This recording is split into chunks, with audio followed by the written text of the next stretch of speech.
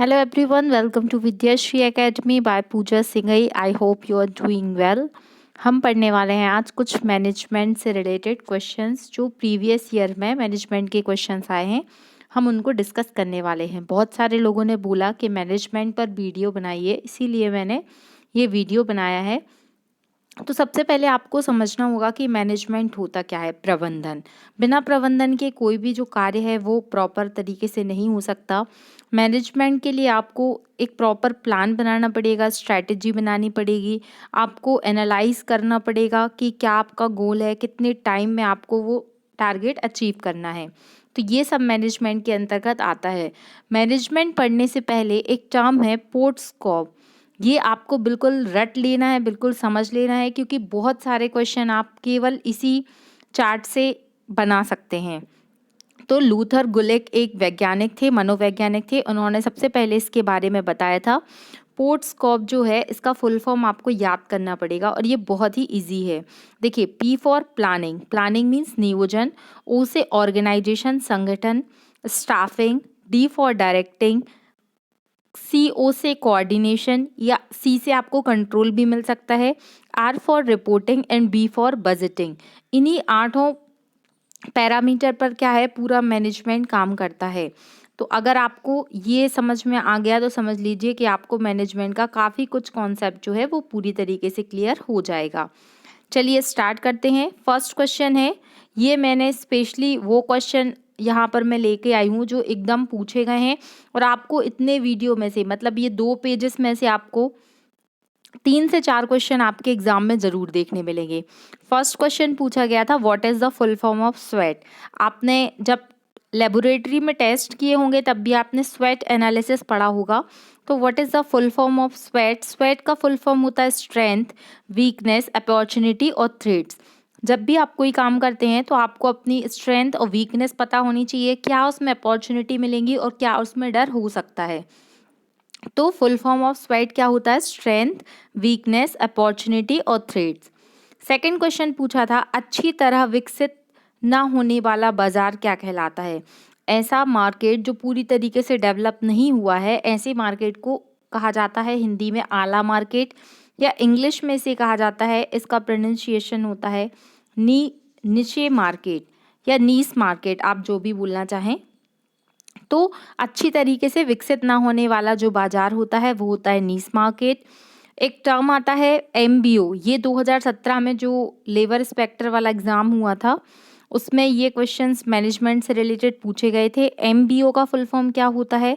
MBO जो होता है वो होता है मैनेजमेंट ऑफ ऑब्जेक्टिव। एमबीओ का जो कॉन्सेप्ट है ये दिया था पीटर डेकर ने। पीटर डेकर ने एमबीओ का कॉन्सेप्ट दिया था और इन्हें क्या कहा जाता है, जो मॉडर्न मैनेजमेंट है उसके फादर कहा जाता है।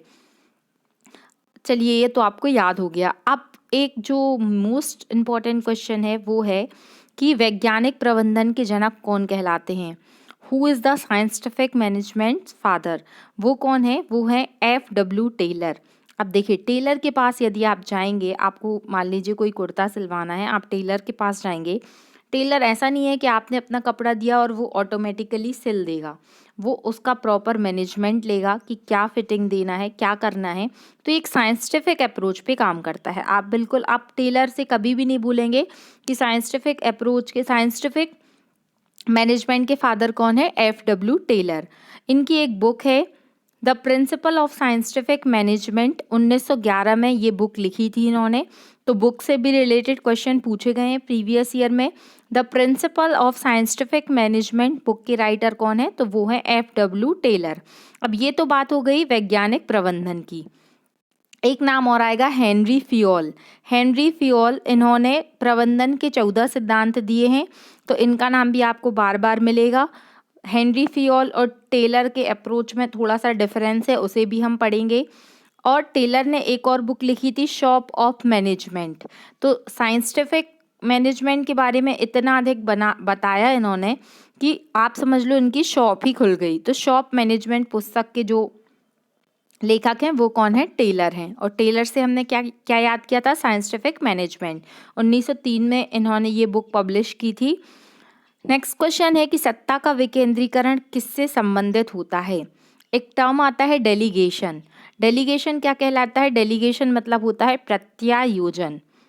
फॉर एग्जाम्पल, आप कलेक्टर की पोस्ट पर हैं, आपको कोई काम मिला है, तो आप सारा काम तो कलेक्टर खुद अकेले कर नहीं लेंगे, उनको भी उनके नीचे जो सबऑर्डिनेट है उनकी मदद लेनी पड़ेगी।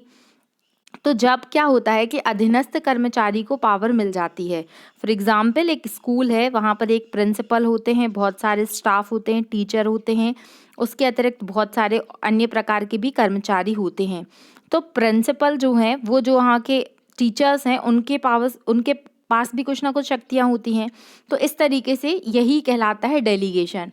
इसका सबसे अच्छा एग्जाम्पल है, आपकी मम्मी ने आपको बोला आपको ये काम करना है, आपने अपने छोटे भाई बहनों को बोल दिया कि बेटा तुमको ये काम करना है, यही कहलाता है डेलीगेशन। ऐसे आप याद कर लीजिए। तो सत्ता का विकेंद्रीकरण किससे संबंधित है? प्रत्यायोजन से संबंधित है। ये प्रश्न पूछा गया था। नेक्स्ट क्वेश्चन है कि ब्रेनस्टॉर्मिंग क्या कहलाती है? तो ब्रेनस्टॉर्मिंग का मतलब होता है समस्या समाधान के लिए विकल्प तैयार करना। ये टर्म आपको यूपीएससी में बहुत यूज़ होता है, क्योंकि यूपीएससी का जो एग्ज़ाम होता है ना, यूपीएससी के एग्ज़ाम में ऐसे क्वेश्चन पूछ जाते हैं कि वहाँ आपको ब्रेनस्टॉर्मिंग यूज़ करनी पड़ती है। मतलब कोई क्वेश्चन आपको ऐसा रटा रटाया नहीं मिल सकता, मिलेगा तो, लेकिन सारे क्वेश्चंस ऐसे नहीं आते। कुछ एनालिटिक अप्रोच निकाल कर आपको समस्या का समाधान, लाइक आपको केस स्टडी में क्वेश्चन मिलेंगे कि आप किसी ज़िले के डेप्यूटी कलेक्टर हैं, अगर एट द टाइम ये समस्या आती है तो आप उसे कैसे सॉल्व करेंगे। तो इस तरीके से जो समस्या समाधान के लिए जो विकल्प तैयार करके रास्ता निकाला जाता है, वही कहलाता है ब्रेनस्टॉर्मिंग। नेक्स्ट क्वेश्चन पूछा था स्पैन ऑफ कंट्रोल, नियंत्रण का विस्तार, ये क्या कहलाता है? तो प्रबंधक के अंतर्गत जो अधीनस्थ कर्मचारी होते हैं, ऐसे हमने डेलीगेशन में पढ़ा था, उसी से रिलेटेड ये टर्म है स्पैन ऑफ कंट्रोल। तो प्रबंधन के अंतर्गत जो है अधीनस्थ कर्मचारी होंगे, उनका जो कार्य क्षेत्र होगा वो नियंत्रण का विस्तार कहलाता है। अब प्रबंधक व कर्मचारी के मध्य में जो कम्युनिकेशन होता है, तो वो किस तरीके का कम्युनिकेशन होता है? तो देखिए, प्रबंधक मतलब जो मैनेजर है और जो कर्मचारी है, तो कर्मचारी तो बहुत सारे होते हैं। तो फॉर्मल कम्युनिकेशन और इनफॉर्मल कम्युनिकेशन अलग चीज़ होती है। यहाँ पर आंसर जो था वो था इंटर स्केलर कम्युनिकेशन, अंतर स्तरीय कम्युनिकेशन होगा। यहाँ पर ऑप्शन आपको मिल सकते हैं सम स्तरीय, विषम स्तरीय, अंतर स्तरीय, अंतरास्तरीय। तो जो राइट आंसर होगा वो होगा अंतर स्तरीय, क्योंकि जो मैनेजर है और जो कर्मचारी हैं, तो उन दोनों का इक्वल जो है वो पोस्ट तो है नहीं, पोस्ट भी डिफरेंट है, उनके काम भी अलग अलग हैं। तो इसीलिए उनके मध्य में जो कोऑर्डिनेशन होगा, जो कम्युनिकेशन होगा, वो इंटर स्केलर टाइप का होगा।